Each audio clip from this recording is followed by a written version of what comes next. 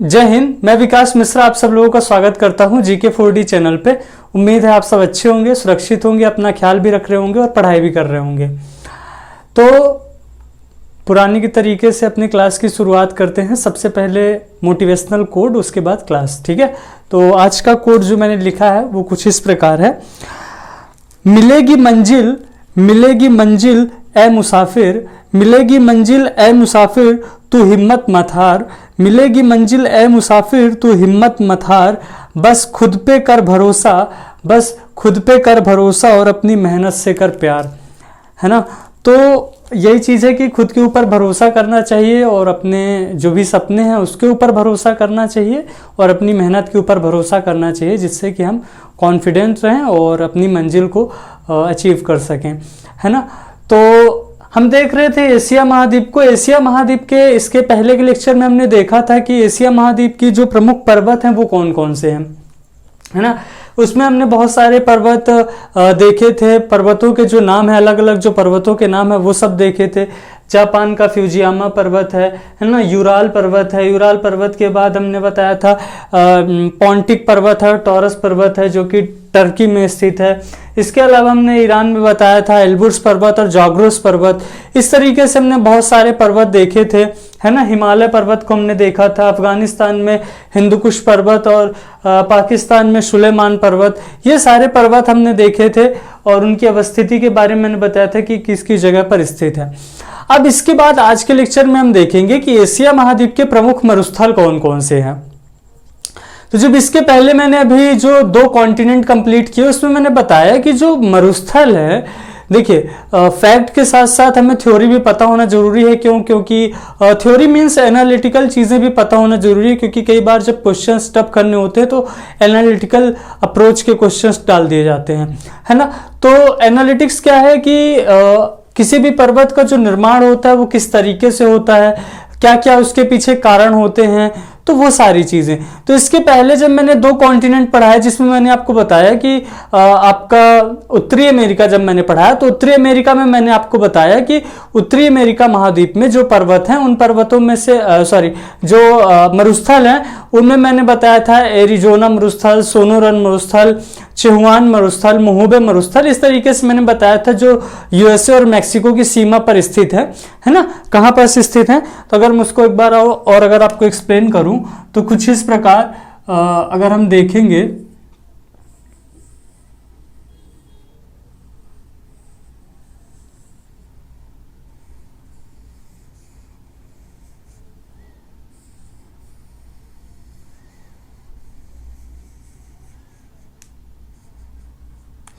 तो इस प्रकार ये वाला जो क्षेत्र है ये उत्तरी अमेरिका है। इसमें मैंने आपको बताया था कि जो उत्तरी अमेरिका महाद्वीप है उसमें 4-5 जो प्रमुख मरुस्थल हैं वो है।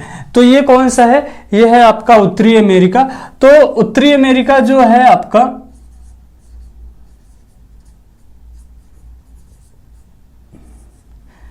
तो इसमें मैंने आपको जब उत्तरी अमेरिका पढ़ाया था तब मैंने उत्तरी अमेरिका महाद्वीप पढ़ाया था तो मैंने इससे बताया था कि मोस्टली जो मरुस्थल्स हैं, जो मोस्टली मरुस्थल आपको देखने को मिलेंगे किसी भी कॉन्टिनेंट में, केवल 2 कॉन्टिनेंट को अगर छोड़ दें, आपका एशिया महाद्वीप और एशिया महाद्वीप के बाद यूरोप महाद्वीप, इन 2 महाद्वीपों को छोड़ दें तो सभी महाद्वीपों में चलने वाली अपनी प्रमुख जो जलधाराएं हैं, जो ठंडी जलधारा हैं, कहीं ना कहीं उनकी वजह से जो वो नमी सोखने की जो उनकी प्रवृत्ति होती है उनकी वजह से एक लंबे पीरियड में क्या होता है उस मरुस्थल का निर्माण होता है। तब मैंने बताया था, यहाँ पास आपको मैंने बताए थे, यहाँ पास इस क्षेत्र में मैंने आपको लगभग 4 मरुस्थल बताए थे। एरिजोना मरुस्थल, सोनोरन मरुस्थल, मोहोबे मरुस्थल और चिहुआन मरुस्थल, इस तरह के मरुस्थल बताए थे। और मैंने बताया था कि इन जो मरुस्थलों का जो निर्माण होता है वो किस वजह से होता है। तो जो इन मरुस्थलों के निर्माण की मैंने वजह बताई थी कि यहाँ से एक जलधारा प्रवाहित होती है, यहाँ से इस प्रकार एक ठंडी जलधारा है वो प्रवाहित होती है, जिसका नाम है क्या, कैलिफोर्निया की ठंडी जलधारा। क्या है, कैलिफोर्निया की ठंडी जलधारा। ये वाला जो क्षेत्र आप देखते हैं इसे बोला जाता है कैलिफोर्निया प्रांत, जो उत्तरी कैलिफोर्निया और दक्षिणी कैलिफोर्निया है। तो इस तरीके से मैंने बताया था कि यहाँ पे कैलिफोर्निया की ठंडी जलधारा प्रवाहित होती है। इस वजह से लगातार उसकी जो नमी है उसको अवशोषित करने की वजह से एक लंबे काल में क्या हुआ है, इन मरुस्थलों का निर्माण हुआ है। उसी तरीके से जब मैंने बताया था कौन सा इसके तरीके से जब मैंने बताया था आपको दक्षिण अमेरिका महाद्वीप, तो दक्षिण अमेरिका महाद्वीप में मैंने आपको जब वहां पे जब मैं आपको दो मरुस्थलों का नाम लिया था, दो मरुस्थल मैंने वहां पर भी बताए थे। अगर मैं दक्षिण अमेरिका महाद्वीप का मैप ड्रॉ करूं,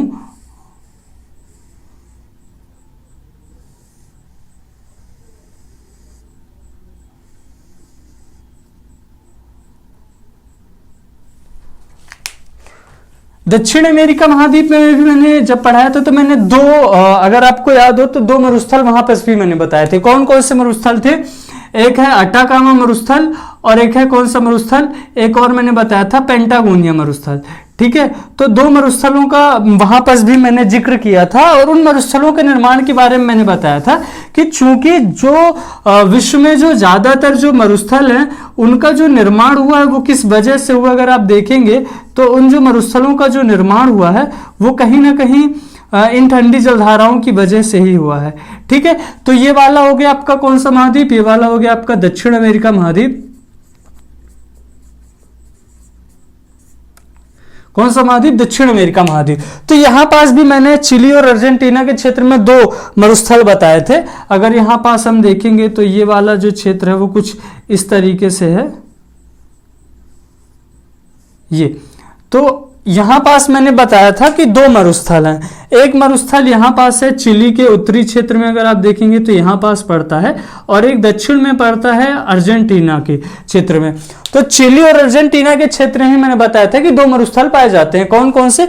एक है इस तरफ वाला, जो वाला मरुस्थल मैंने बताया है ये वाला है अटाकामा मरुस्थल, और ये वाला जो मरुस्थल है जो अर्जेंटीना में है ये पेंटागोनिया मरुस्थल। तो इससे बहुत सारी चीजें रिलेट होनी है, इसलिए मैं आपको वापस से एक बार से समझा रहा हूं कि जो ये यहाँ पे जो मरुस्थल है, इस मरुस्थल का भी जो निर्माण हुआ है वो एक ठंडी जलधारा की प्रवाह की वजह से हुआ है, जिसको क्या कहते हैं? जिसको कहते हैं पेरू या हम्बोल्ट की ठंडी जलधारा। कौन सी जलधारा? पेरू या हम्बोल्ट की ठंडी जलधारा है। ये वाली जो जलधारा प्रभावित होती है इसको कहते हैं पेरू या हम्बोल्ट की ठंडी जलधारा। इसी तरीके से मैंने बताया ये है कैलिफोर्निया की ठंडी जलधारा। तो इस तरीके से ये जो जलधाराएं हैं ये क्या करती हैं? अपने साथ जो नमी है, जो भूमि में जो नमी होती है उसको लगातार क्या करती हैं? सोखती जाती हैं। और इसके क्या होता है? इसके एक लगातार परिणाम के बाद ये निकल के आता है कि यहाँ पे मरुस्थलों का निर्माण हो जाता है। तो मैंने बताया था कि जो मरुस्थल है वो अगर प्रकृति के हिसाब से देखें, ठंडे और गर्म प्रकृति के, तो दो तरीके के मैंने मरुस्थल बताए थे, जिसमें मैंने बताया था ठंडे मरुस्थल भी होते हैं और गर्म मरुस्थल भी होते हैं, है ना। तो ठंडे मरुस्थल की मैंने बताया था कि इसमें जो ज्यादातर जो मरुस्थल है वो कैसे हैं? गर्म मरुस्थल है। एक आध मरुस्थल ऐसे हैं जो कि ठंडे मरुस्थल है। जैसे उत्तरी अमेरिका में एक मरुस्थलीय क्षेत्र पड़ता है कैनेडियन सील्ड या लॉरेंसिया का पठार उसे कहते हैं, मैंने आपको पढ़ाया था। उत्तरी अमेरिका में कनाडा के क्षेत्र में पड़ता है। कहां पास? उत्तरी अमेरिका में, ये कनाडा वाले क्षेत्र में, यहां पास उसका कुछ इस तरीके से निर्माण है, नाम है कैनेडियन सील्ड। ठीक है, कैनेडियन सील्ड है। ये एक ऐसा पर्वत है, ये एक ऐसा मरुस्थल है, ठंडा मरुस्थल है। क्यों? क्योंकि अगर आप देखेंगे तो कर्क रेखा का जो क्षेत्र है, कर्क रेखा का जो आपकी कर्क रेखा है वो यहां से होकर के गुजरती है, कुछ इस तरीके से होकर के गुजरती है कर्क रेखा। ठीक है, कर्क रेखा कुछ इस तरीके से होकर के गुजरती है, यहां पास 23.5 डिग्री पर है कर्क रेखा। ठीक है, तो कर्क रेखा के उत्तर में होने के कारण यह क्षेत्र कैसा है? ध्रुवीय क्षेत्र है। और ध्रुवीय क्षेत्र से संबंध रखने के कारण जो ये मरुस्थल है कैसा है? ठंडा मरुस्थल है। ठीक उसी तरीके से ये वाला जो आपका मरुस्थल है, यहां पे 23.5 डिग्री पर कौन सी रेखा आती है? मकर रेखा आती है। तो मकर रेखा का जो क्षेत्र है वो कुछ इस प्रकार यहां पास से होकर के गुजरता है। कहां से?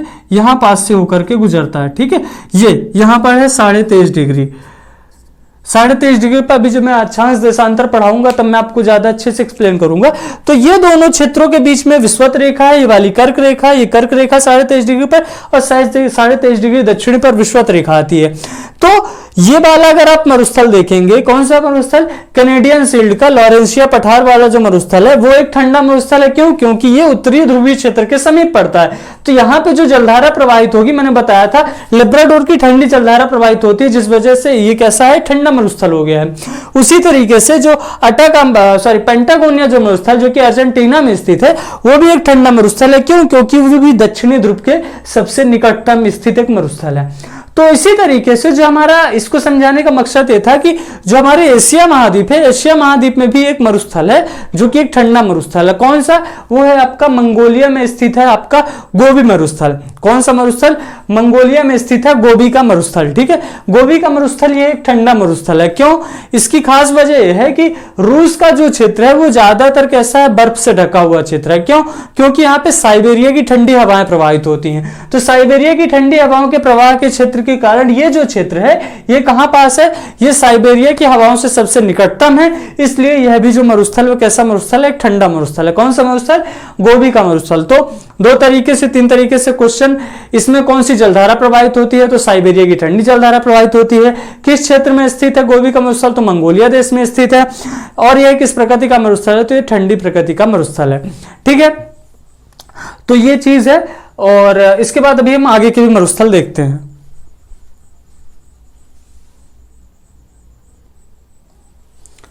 तो हम बता रहे थे मरुस्थलों के बारे में। मैंने मरुस्थलों के बारे में बताया कि जो गोबी का मरुस्थल मंगोलिया देश में स्थित है, ये कैसा मरुस्थल है? एक ठंडा मरुस्थल है। क्यों? क्योंकि साइबेरिया की ठंडी जलधारा यहाँ से प्रवाहित होती है, इसलिए यह भी एक ठंडा मरुस्थल है। ठीक है, तो यहाँ पास जो भारतीय में एशिया महाद्वीप में जो मरुस्थलों का निर्माण हुआ है वो किसी भी तरीके की ठंडी जलधारा की वजह से नहीं हुआ है। लेकिन इसके अलावा बाकी जितने भी महाद्वीप है, चाहे आपका उत्तरी अमेरिका हो गया, उत्तरी अमेरिका में बताया कि कैलिफोर्निया की ठंडी जलधारा प्रवाहित होती है, उस वजह से यहाँ के मरुस्थल का निर्माण हुआ। यहाँ पास जो आपका दक्षिण अमेरिका महाद्वीप है, दक्षिण अमेरिका महाद्वीप में जो जलधारा प्रवाहित होती है उसका नाम है पेरू या हम्बोल्ट की ठंडी जलधारा। इस वजह से यहाँ पे आपके अटाकामा मरुस्थल और पेंटागोनिया मरुस्थल का निर्माण हुआ। जब मैं आपको ऑस्ट्रेलिया महाद्वीप पढ़ाऊंगा तो ऑस्ट्रेलिया महाद्वीप में भी आपके बहुत सारे मरुस्थल हैं। जैसे विश्व का सबसे बड़ा मरुस्थल है सहारा मरुस्थल, जो उत्तरी ऑस्ट्रेलिया में पड़ता है। दक्षिणी ऑस्ट्रेलिया में नामीबिया का मरुस्थल और कालाहारी मरुस्थल है ना। तो इस तरीके से वहां पे बहुत सारे मरुस्थल है, तो उनका भी जो निर्माण हुआ है वो निर्माण हुआ है वहां की बहुत सारी जो वहां की जो ठंडी जलधाराएं हैं उन वजहों से उसका निर्माण हुआ है ना। इसी तरीके से अगर हम देखेंगे आपके ऑस्ट्रेलिया महाद्वीप को, अफ्रीका हो गया, उत्तरी अफ्रीका अफ्रीका वाले में हो गया, और इसके बाद अगर आप ऑस्ट्रेलिया में देखेंगे तो ऑस्ट्रेलिया में भी पश्चिमी ऑस्ट्रेलिया की ठंडी जलधारा प्रवाहित होती है, जिसकी वजह से वहां पे क्या हुआ है? मरुस्थलों का निर्माण हुआ है। ठीक है, तो शायद मैंने अफ्रीका को ऑस्ट्रेलिया बोल दिया है। अफ्रीका नहीं है, ऑस्ट्रेलिया है। तो ऑस्ट्रेलिया को छोड़ देंगे, उत्तरी अफ्रीका और दक्षिणी अफ्रीका। तो उत्तरी अफ्रीका में सहारा मरुस्थल का विस्तार है और दक्षिणी अफ्रीका में नामीबिया और कालाहारी मरुस्थल का विस्तार है। ठीक है, तो वहां पे भी जो जलधारा प्रवाहित होती है वो है कन्हारी की ठंडी जलधारा और बेंगुएला की ठंडी जलधारा। कहां? अफ्रीका महाद्वीप में। तो अफ्रीका महाद्वीप में जो आपकी कन्हारी की ठंडी जलधारा और बेंगुएला की ठंडी जलधारा, उसकी वजह से सहारा मरुस्थल और नामीबिया कालाहारी मरुस्थल का निर्माण हुआ है। ठीक है, इस तरीके से बहुत सारे जो मरुस्थल है उनके निर्माण में जो मेन प्रमुख कारण है वो है आपकी जलधाराएं। ठीक है, तो वो जलधाराएं हैं जिससे यहाँ पे है। लेकिन हमारे एशिया और एशिया के साथ साथ यूरोप महाद्वीप में जो मरुस्थल हैं, यूरोप महाद्वीप में तो मरुस्थल है नहीं ज्यादा, आपके भारत और एशिया महाद्वीप में मरुस्थलों का विस्तार है।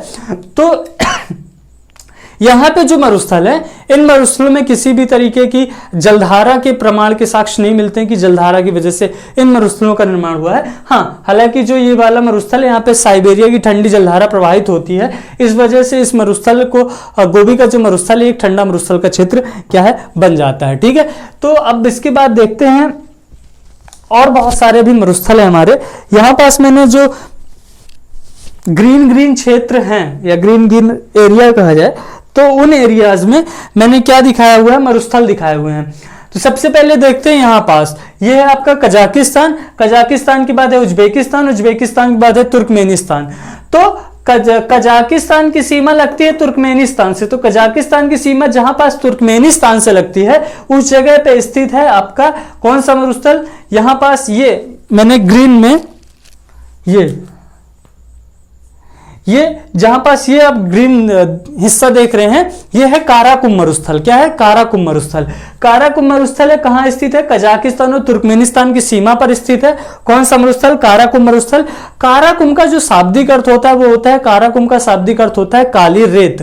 ठीक है, इसी तरीके से कजाकिस्तान की सीमा उज्बेकिस्तान देश से लगती है, और इन दोनों देशों के बीच में स्थित है किजिलकुम मरुस्थल। कौन सा मरुस्थल है? किजिलकुम मरुस्थल।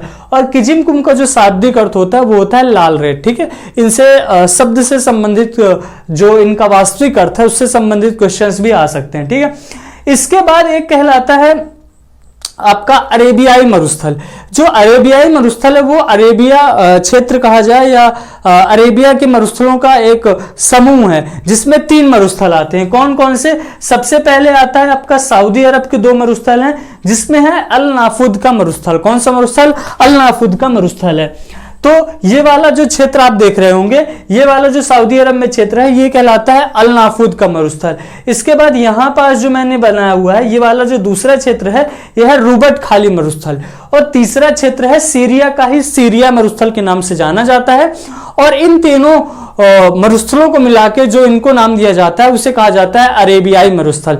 तो इस प्रकार अरेबियाई मरुस्थल में 3 मरुस्थल है। कौन कौन से? सीरिया मरुस्थल, अल नाफुद का मरुस्थल और रूबट खाली मरुस्थल, जिसमें से अल नाफुद मरुस्थल और रूबट खाली मरुस्थल सऊदी अरब में है और सीरिया का मरुस्थल सीरिया में है। ठीक है, इस तरीके से ये हो गया। ईरान में 2 मरुस्थलों का विस्तार है, जिसमें है ईरान के उत्तरी ईरान के जो क्षेत्र में विस्तार है वह दस्ता काबिर, और दक्षिणी ईरान के क्षेत्र में है दस्तेलुट मरुस्थल। तो दस्ता काबिर उत्तरी ईरान, दस्तेलुट दक्षिणी ईरान में विस्तृत मरुस्थलीय क्षेत्र है। ठीक है, इस तरीके से है। और चीन में एक मरुस्थल का विस्तार है। चीन का वाला ये वाला अगर आप क्षेत्र देखेंगे तो चीन में एक मरुस्थल का विस्तार है, नाम है टकला मकान का मरुस्थल। क्या नाम है? टकले मकान का मरुस्थल या टकला मकान का मरुस्थल भी उसे कहा जाता है। किस देश में स्थित है? चीन देश में स्थित है। ठीक है, इसके बाद आते हैं भारत में। तो जो भारत है, भारत में और पाकिस्तान के क्षेत्र में विस्तृत एक मरुस्थल है, नाम है थार का मरुस्थल। जो थार का मरुस्थल है वो भारत और पाकिस्तान दोनों देशों में विस्तृत एक मरुस्थल है। भारत में अगर बात करें तो भारत में जो इसका विस्तार है वो 4 देशों में है। गुजरात से इसकी सीमा शुरू हो जाती है, तो गुजरात, राजस्थान, पंजाब और हरियाणा 4 राज्यों में, भारत के 4 राज्यों में इसका विस्तार है। ठीक है, तो इस तरीके से ये हो गए भारत के और एशिया महाद्वीप के जितने भी प्रमुख क्या थे, मरुस्थल थे, मैंने उनको आज एक्सप्लेन कर दिया। इनकी जो थ्योरी है वो कल आकर के नोट करेंगे। एक और चीज होती है कि मरुस्थल के एक प्रकार होते हैं। क्या? एक होता है अर्ग, दूसरा होता है रेग और तीसरा होता है हम्माद।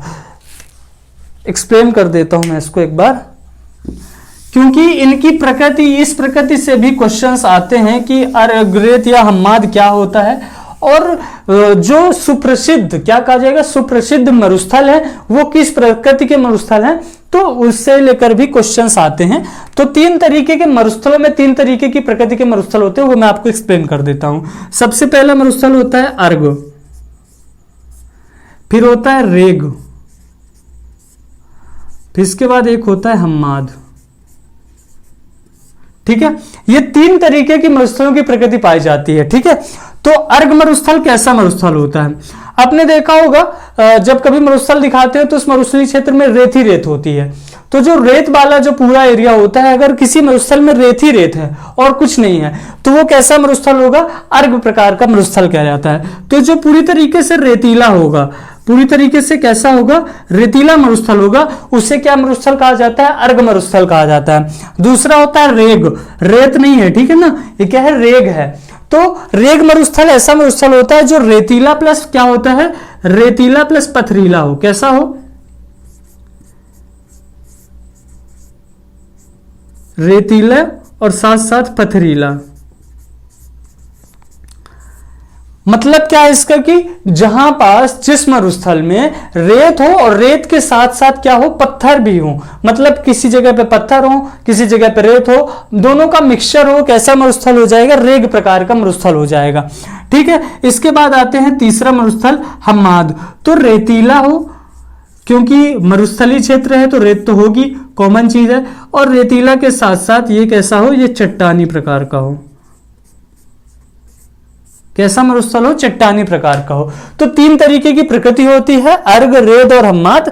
अर्ग का मतलब होता है रेतीला, ऐसा मरुस्थल जिसमें केवल रेत हो वो कहलाता है आपका अर्ग मरुस्थल। रेग का मतलब होता है रेतीला प्लस पथरीला, अर्थात जिसमें रेत भी हो और पत्थर भी पाए जाते हो जिस मरुस्थल में।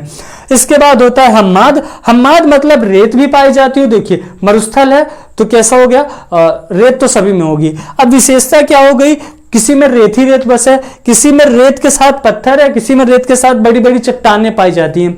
आपने देखा होगा चिकनी चिकनी चट्टानें पाई जाती हैं और उस क्षेत्र में रेत होगी और चिकनी चिकनी ऊंची बड़ी चट्टानें पाई जाती है, तो हम्माद प्रकार का मरुस्थल होगा। जैसे आप सहारा मरुस्थल की फोटो अगर आप सर्च करेंगे तो सहारा मरुस्थल में आपको दिखेगा कैसा, रेत भी होगी और चट्टान भी होगी। तो जो आप बात करते हैं सहारा मरुस्थल की, तो सहारा मरुस्थल जो है विश्व का सबसे बड़ा मरुस्थल है जो कि उत्तरी अफ्रीका में स्थित है, वो हम्माद प्रकार का मरुस्थल है। अब बात करते हैं भारत के मरुस्थल की, तो भारत में जो स्थित मरुस्थल है थार का, भारत और पाकिस्तान के मध्य जो स्थित है थार का मरुस्थल, वो अर्ग रेत और हम्माद, अर्ग रेत और हम्माद, अर्ग रेग और हम्माद तीनों प्रकार का मरुस्थल है। कौन सा मरुस्थल? भारत और पाकिस्तान में स्थित थार का मरुस्थल, ठीक है। और विश्व का पूछा जाए कि सर्वाधिक जैव विविधता युक्त मरुस्थल कौन सा है, तो विश्व में सर्वाधिक जैव विविधता युक्त मरुस्थल भी भारत का थार का मरुस्थल है, भारत पाकिस्तान में विस्तृत थार का मरुस्थल है, ठीक है। इस तरीके से ये मैंने जितने भी तरीके के एशिया महाद्वीप में मरुस्थल जो सारे मरुस्थलों को आपको समझा दिया। कल इसकी थ्योरी नोट करेंगे, ठीक है। आज के लेक्चर में बस इतना ही, मिलते हैं कल के लेक्चर में, तब तक के लिए जय हिंद।